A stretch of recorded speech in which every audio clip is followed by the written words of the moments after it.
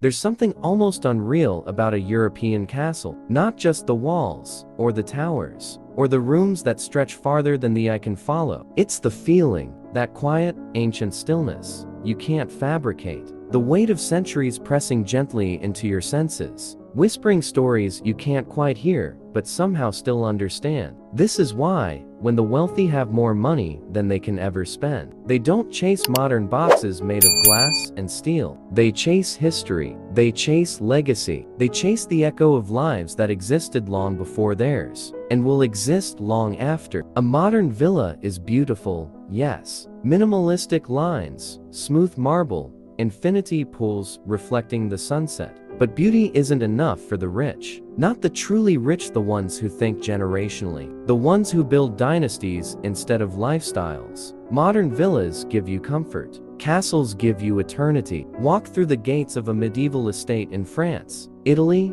Spain, or Austria, and you feel something a concrete villa will never give you. Permanence, strength, the kind of atmosphere that feels like the walls themselves remember everything that has ever happened inside them. You can't build that feeling. You can only inherit it. And that, right there, is the secret. A castle is not just a home. It is a story, a symbol, a declaration. When the ultra-rich choose a castle, they're not choosing luxury. They're choosing immortality. They know that the value of land is not measured in square meters, but in time. The longer something has existed, the more irreplaceable it becomes. And nothing is more irreplaceable than a fortress that has stood through wars, kings, revolutions, and centuries of human history. That's why billionaires fight silently for them through auctions, private negotiations, and old families who only sell to the right kind of buyer. Not the richest buyer, the right one. A castle owner isn't just buying property. They are becoming part of a bloodline that isn't their own. And the wealthy crave that. You might think they want money, but what they truly want is meaning. Think of a modern villa. No matter how expensive, it can be replicated. A contractor, an architect, and enough money can rebuild it somewhere else. The rich don't want what can be copied. They want what can never be recreated. A castle cannot be duplicated. Its stones were carved by long dead hands. Its ceilings were painted by forgotten artists. Its halls echo with footsteps from centuries earlier. There is no blueprint, no replacement, no clone. Just one structure with one soul. And the rich will always choose a soul over a structure. But here's something even deeper, something most people never realize. A castle isn't just grand. It changes how you think. You begin to walk differently, speak differently, carry yourself differently. Because when you are surrounded by greatness, you feel responsible to match it. Imagine waking up in a bedroom with a 300-year-old ceiling fresco above your head. Imagine opening your windows to acres of untouched land your family owns. Imagine hosting dinners in a hall where royalty once sat. How you see yourself changes. How you make decisions changes. How you move through the world changes. This is why wealthy people who own castles have a certain calm. Not the loud confidence of new money, but the quiet certainty of those who understand legacy. A villa says, I am successful. A castle says, my success will outlive me. And that difference is everything. There is another layer to this, the one nobody talks about openly. Privacy. Modern villas are exposed. Glass walls, city surroundings, neighbors watching, drones flying above, paparazzi with lenses that can see through miles. But castles? Castles are fortresses, thick gates, private forests, hills that swallow outsiders whole, walls so high drones can't even capture the inside. When a billionaire wants to disappear, truly disappear, they don't go to a villa, they go to their castle. The world forgets they exist. Time slows down, and for once, they can simply breathe. This is the luxury that the middle class never sees. Not the gold, not the paintings, not the architecture, but the silence. The wealthy don't pay for luxury, they pay for peace. And nothing offers peace like a place built for kings. As the world grows louder, notifications, news, voices, pressure, the rich retreat into places where none of that matters. where the walls have already survived everything, where storms can rage outside and the interior stays perfectly still. A villa can be destroyed by a strong storm. A castle has survived centuries of storms. That psychological comfort is priceless. But there's another reason, maybe the biggest of all, why the rich choose castles. A castle is an identity. It becomes part of your name, part of your story, part of your legacy. Imagine being introduced not just as a wealthy person, but as the owner of a 14th century estate, a protector of history, a guardian of land that once belonged to nobility. Money can buy almost anything, but it cannot buy nobility. A castle is the closest thing to it, and deep down, all humans crave significance. The rich simply have the means to claim it. Now imagine future generations, children, grandchildren, great-grandchildren inheriting not just wealth, but heritage. A place where their family history is written in architecture instead of documents. This is why the old money families of Europe still hold on to their estates even when maintaining them is expensive. Because the value is not financial, it is spiritual. And the new rich who understand this stop chasing modern villas and start chasing lineage. But the real transformation begins when you realize that a castle does something to you that no modern home can replicate. It humbles you. It stretches your identity. It forces you to think long term. When you walk through ancient corridors, you don't just see stone, you see responsibility. You feel the weight of history pressing into your decisions. You become bigger inside, simply because the world surrounding you demands it. People often assume the rich buy castles for prestige. They're wrong. Prestige is a side effect, not the goal. The real goal is perspective.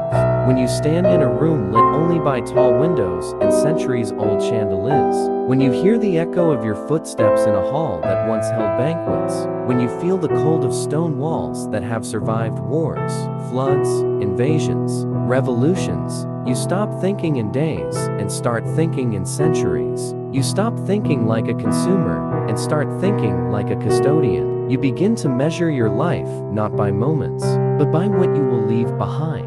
A modern villa whispers, enjoy. A castle whispers, contribute.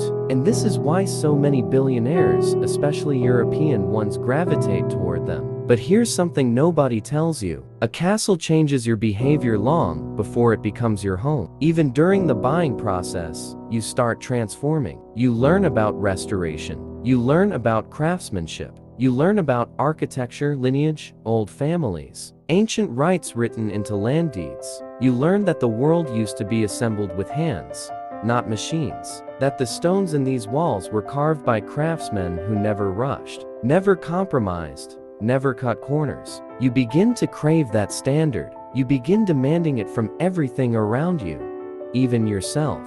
A castle forces you to rise. There's also something deeply psychological about the idea of owning land that has existed long before you. In a world where everything is fast cars, fast technology, fast decisions, a castle slows you down, not in a way that reduces your ambition, but in a way that deepens it. Your thinking becomes calmer, your emotions become steadier, your decisions become smarter. This is why powerful people retreat to estates.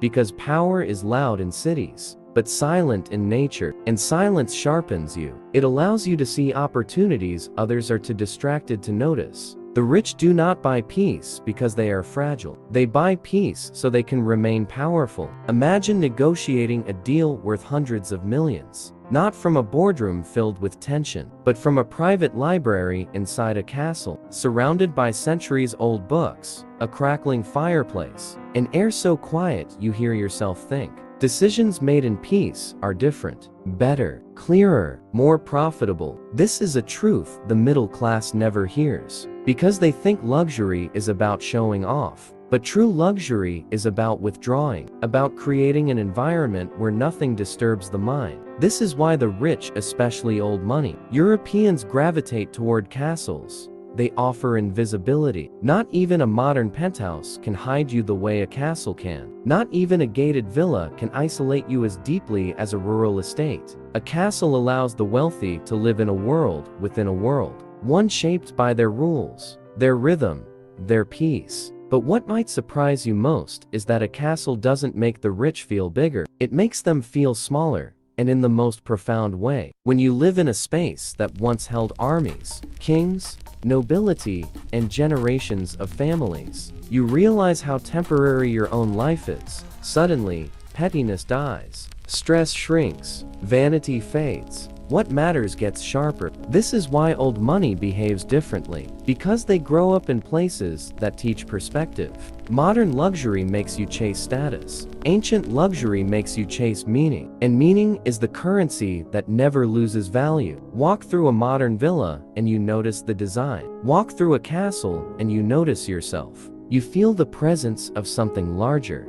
Heritage, legacy, identity. Even the sound of your shoes across ancient stone feels like a reminder that you are not the first to walk here, and you will not be the last. Modern homes are for living, castles are for becoming, and there's something else, something private, something almost spiritual. A castle reconnects the wealthy to simplicity. Strip away the luxury, the land, the status. What you find at the center is a place where the mind finally becomes quiet, enough to breathe. The thick walls, the slow echo, the wooden beams, the fireplaces, they remove the noise of the world. When the modern world overwhelms them, the rich withdraw to places built long before technology existed, because ancient architecture has a way of healing modern minds. The older the building, the calmer the soul. This is why billionaires who live in modern penthouses still buy castles. Because one gives them convenience, the other gives them balance. But perhaps the most powerful reason of all, the one they rarely talk about, is the desire to create a landmark. A place where stories begin. A place children grow up in with memories no hotel vacation can replicate. A place future generations will protect,